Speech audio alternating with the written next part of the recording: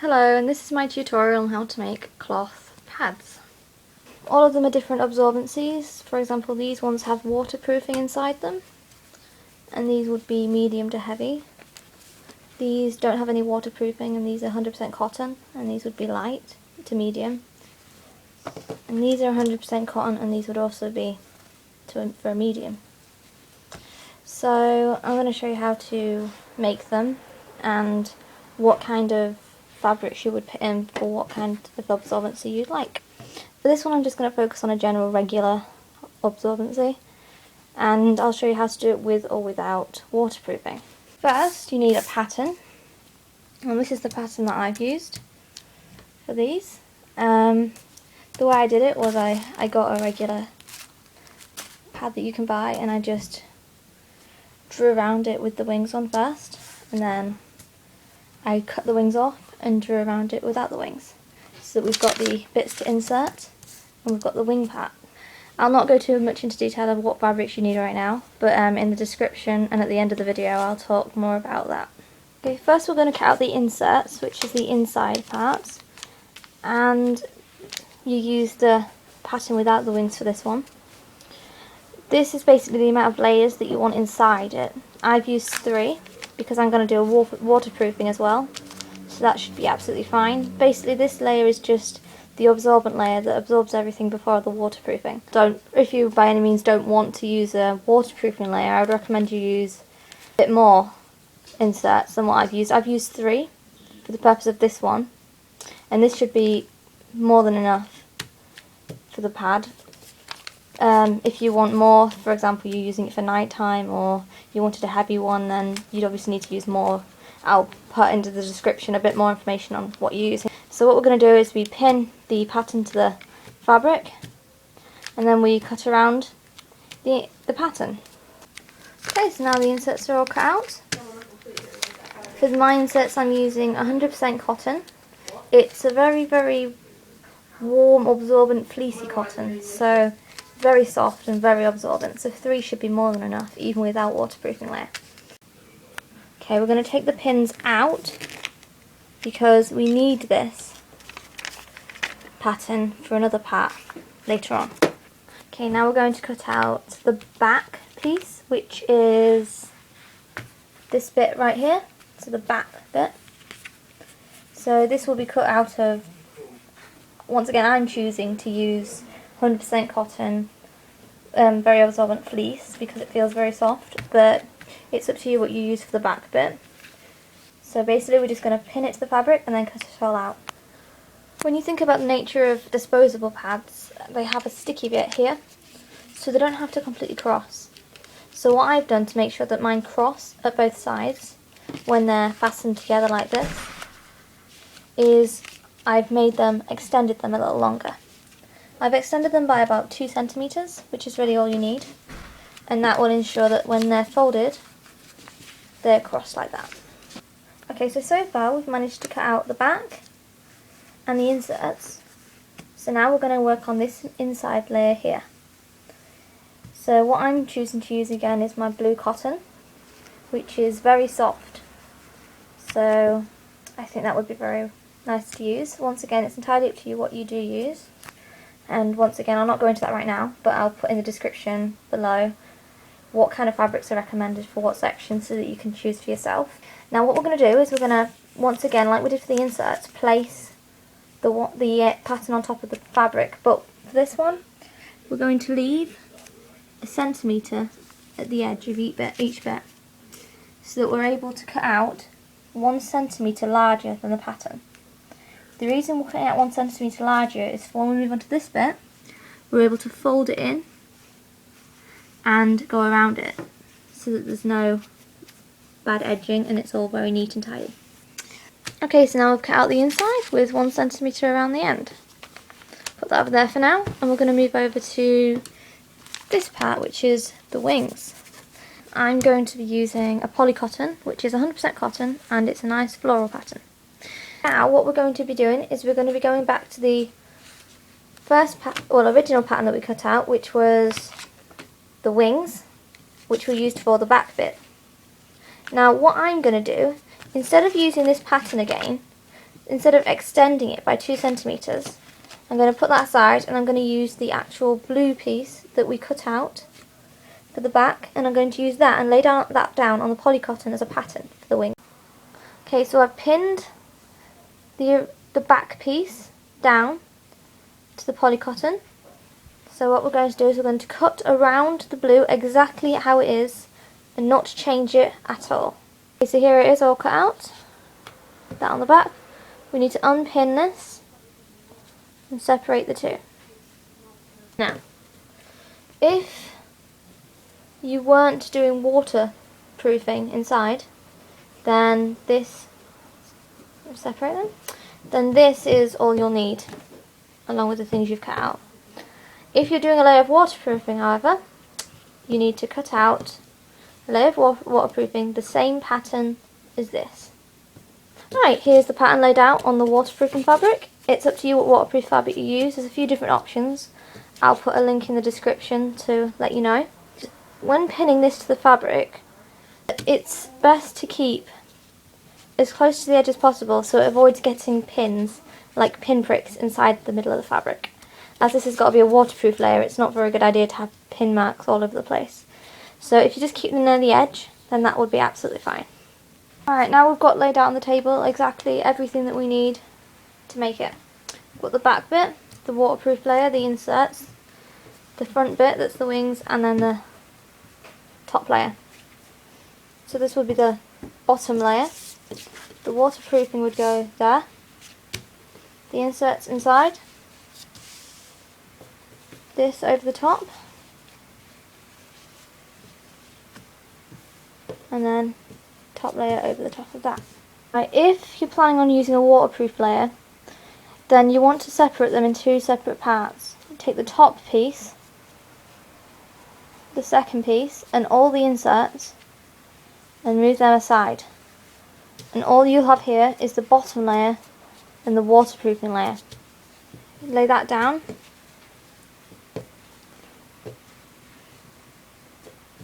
That one on top with the wrong side up. So right side towards the fabric.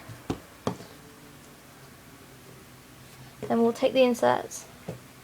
We'll put them on top, like that.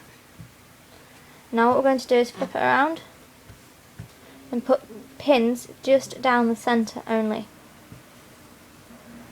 Okay, so now we've got this laid out like this, what we're going to do is we're going to make the little darts down the front like this.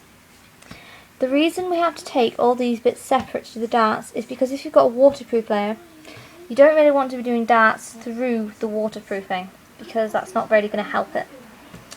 If you don't plan on using a waterproof layer, you can do darts all the way through to the back. But as you can see with the one with waterproof, there are no darts down here.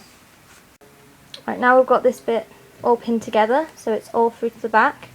We're going to get some chalk, and we're just going to chalk down the front to the places that you feel the darts should go. Okay, so now I've chalked some chalk lines down to tell me where I need to do the darts. Now I'm going to set it up with the sewing machine.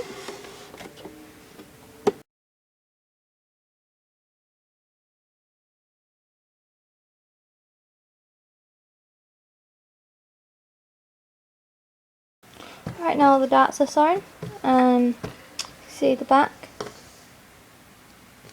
Once you've finished picking off all the loose cotton, what you need to do is you need to take one side and take the other, and basically just pin them together like that, so they're both just out of the way in the middle. Right, once the middle bits are all pinned up, you get the end bits and we just pin them to the middle, just to get them out of the way as well. Before putting on this bit onto the top, it's always a good point to mention that sometimes the inserts could do trimming just a little bit. I've just trimmed bits off so that it is a little bit shorter than the pink top layer. Don't cut the top layer too, otherwise it will then be too short. So as you can see now, you can't see any blue coming from outside. So if we were to line it all up, we'd get the cotton back,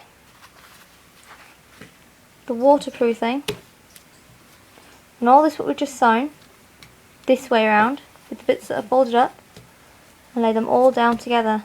Pin around them, making sure to cut 1 centimetre around so that the waterproofing is a centimetre smaller than this layer. Okay, now we've got pins all the way around the edge. Once again, it's best to make sure that the pins are as close to the edge as possible so that you don't put too many pinpricks through the waterproofing. Right, so here we are, all sewn around the edge. It's back, the front. As you can see, it's about 0.5 millimeters from the edge all the way around. Now we're going to move on to the next step. Right, what I've done is I've just trimmed around the edges so that they're both even length, so that you can't really see any pink from the outside and you can't really see any blue from the inside. Okay, get rid of all the loose cotton, and then what we're going to do is we're going to do a zigzag stitch around the edge so that it doesn't fray, and it will end up looking like this.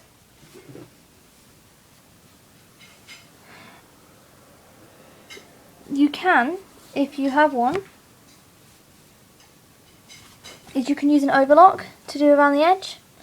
I didn't use my overlock for this because I felt that the overlock was a bit thick and it looked a little bit messy, and I really can't be bothered with changing all the settings to make it thinner, so I thought that the zigzag actually looks really neat and really tidy, and it does the exact same job as an overlock would do. So I recommend, if you haven't got an overlock machine or you don't want to use it, just do a little zigzag around the edge and it works just as good. Right, set to zigzag. Standard size, mine is 3.1 by 1.4.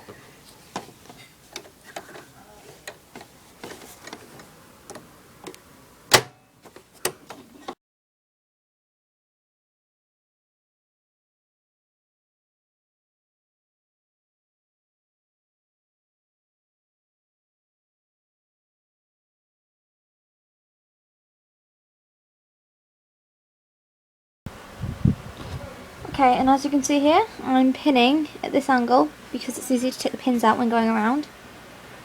And I'm pinning this bit so it's just folded inside like that. So this outer layer literally just folds in like that. And you just fold it all the way around nice and neatly, making sure you fold it in on itself and then pin it. And you do that all the way around. Okay, as you can see, I've pinned all the way around the outside bit.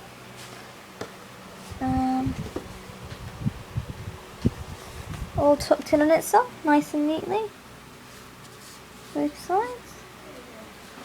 And now we're going to do a line of stitching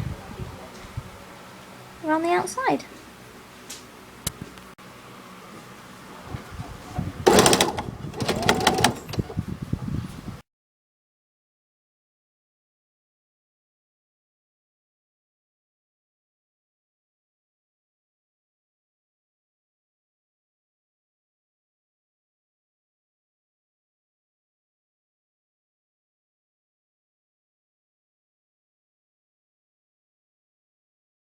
After you've sewed all the way around the edging, I decided to use a pink because it matched in with the fabric and I thought it looked really nice. Now that we've stitched all the way around the edge, so that's the front, that's the back, and now it's all finished. The only thing you need to do now is put what you want to on these sides to clip it shut. What I use is stainless steel poppers, like the ones you'd find on baby grows. Right, here we go now with the poppers all enforced on. So, all finished. It's up to you whether you use one or two, or whether you use plastic or metal or buttons, but I like the steel ones.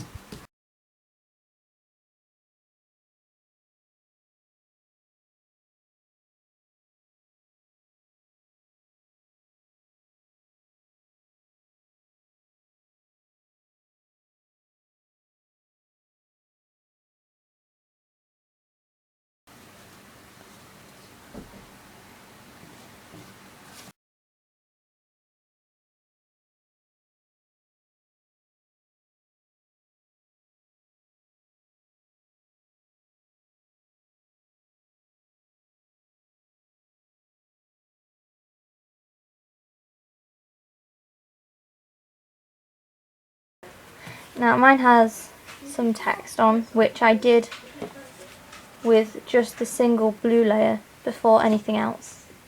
You can do that if your sewing machine has it or if you want to, but it's not really necessary at all.